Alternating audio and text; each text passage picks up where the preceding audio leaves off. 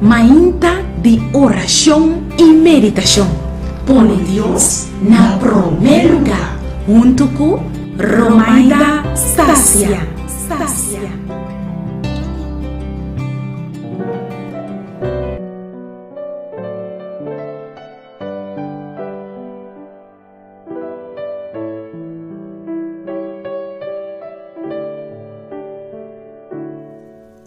Moro, bom dia. Awe nos lopeden e book de Juan, capítulo 16, versículo 33. E kos nang aki minha papi ku boso, padeng mi boso tem paz. Den mundo boso tem tribulação, matene coragem, minha vence mundo.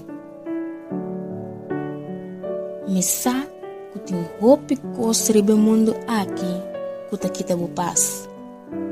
Passo para mim também essa passa de não problema familiar, problema com escola, problema com saúde, problema com eu, sinta com eu, tá com colega.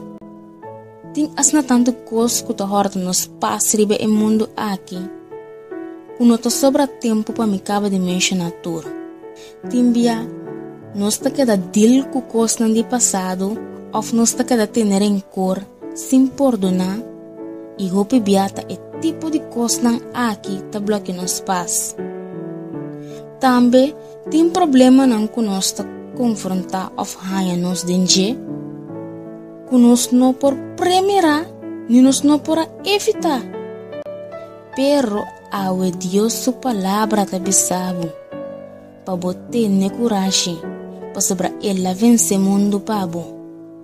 Denge mundo aqui, logo passa tribulação, meu amigo.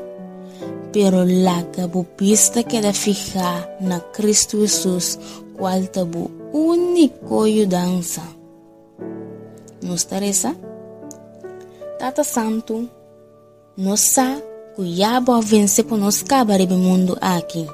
Tapesei, llena de nós e força necessária que nós mester para vencer cada dificuldade.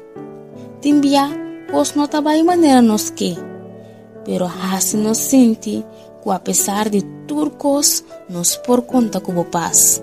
Tudo está que nos está pedindo em nome de Jesus. Amém.